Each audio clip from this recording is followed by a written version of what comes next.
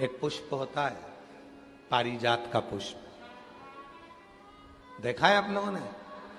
पारिजात का पुष्प, उस पुष्प को तोड़ा नहीं जाता, तोड़कर अगर भगवान को चढ़ाया जाता है तो पारिजात का पुष्प फलित नहीं होता, दुख देता है। वो पुष्प का नियम है बाबा जी, वो पारिजात का पुष्प जमीन पे गिरे और उसको उठाया जाए, बिना धोए शिव जी को चढ़ाया जाए तो अनेक फल प्रदान कर देता है।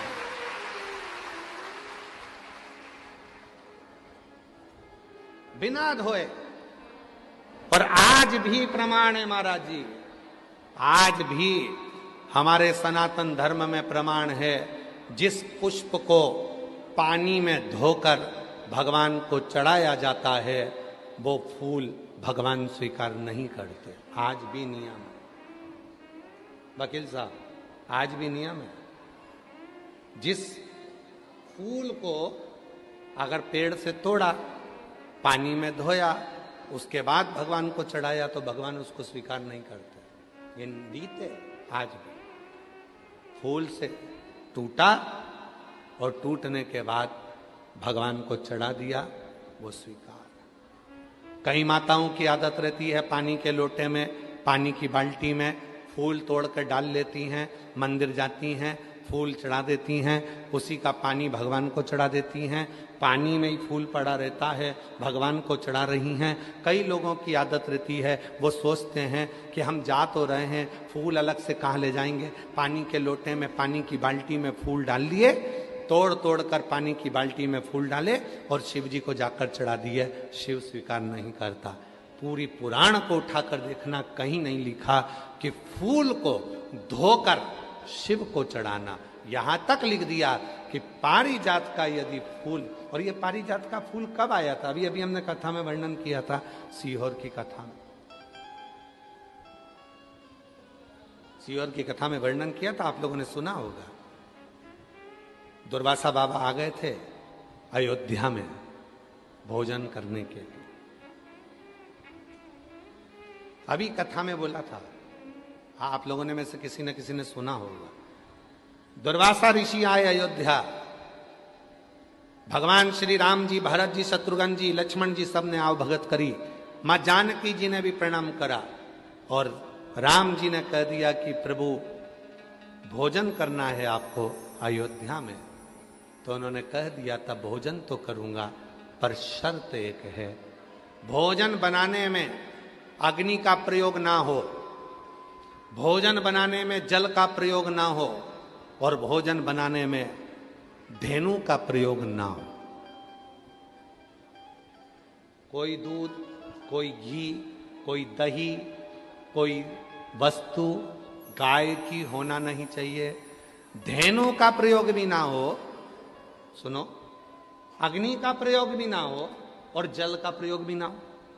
अब हम चतुर्वेदी जी और अंबाला वाले आप दोनों की धर्म पत्नियों से कह दें कि बिना अग्नि का भोजन बनाना, बिना पानी का भोजन बनाना और बिना धेनु का भोजन बनाना बन सकता है? तो जी बोलेगी कि नहीं बन सकता। बेटी, बनेगा ही नहीं। आप में से कितने लोग हैं जो बिना पानी का भोजन बना सकते हैं, बिना अग्नि का भोजन बना सकते हैं, बिना धेनु का भोजन बना सकते हैं, बिना घी तेल का? और राम जी से क्या कह रहे हैं दुर्वासा जी कि मुझे अगर भोजन कराना है तो बिना अग्नि का, बिना पानी का और बिना धेनु का। और दूसरा, मैं सरयू जी का स्नान कर कर आऊंगा और भगवान शिव की पूजन करूंगा, तो मुझे वो पुष्प ला कर देना जिस पुष्प को अयोध्या और संसार के लोगों ने कभी नहीं देखा हो, कभी नहीं देखा हो। ऐसा पुष्प मुझे चाहिए अयोध्या में शिव जी की पूजन के लिए। दुर्वासा जी ने ये डिमांड रख दी। वो तो भगवान को धन्यवाद देना कि सीहोर वाला बाबा डिमांड नहीं रखता। दुर्वासा जी ने डिमांड रखी कि अग्नि में बना हुआ भोजन नहीं चाहिए, पानी से बना हुआ भोजन नहीं चाहिए, धेनु से निर्मित भोजन नहीं चाहिए, और वो फूल शिव जी की पूजन में चाहिए जो पूरी दुनिया ने ना देखा हो, पृथ्वी पर किसी ने नहीं देखा हो, वो फूल चाहिए, वो पुष्प।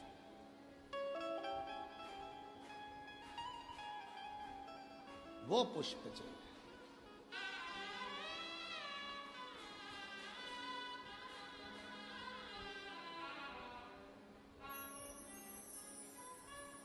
बहुत अच्छा है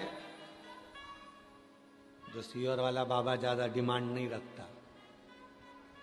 ये जितने लोग सोशल मीडिया पे बोलते हैं ना कि बाबा इतनी डिमांड, बाबा इतनी डिमांड, तो ये तो छोटी मोटी है। भारी डिमांड होना चाहिए, हल्के फुल्के थोड़ी ना है। विश्वनाथ जी के बेटे हैं, शिव के पुत्र हैं, कोई छोटे मोटे। अब राम जी चिंता में पड़ गए। राम जी के समझ में नहीं आया कि मैं ऐसा भोजन, सीता जी से पूछा तुम बना दोगी? सीता जी बोली बिना आगी के और बिना पानी के, बिना घी तेल के कोई भोजन बनेगा? पूरे अयोध्या में दिखवाया ऐसा कोई फूल जिसको किसी ने नहीं देखा हो।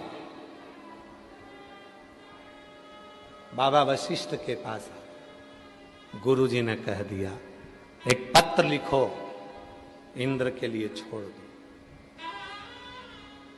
उस पत्र में लिखना 2 वृक्ष भेज दो,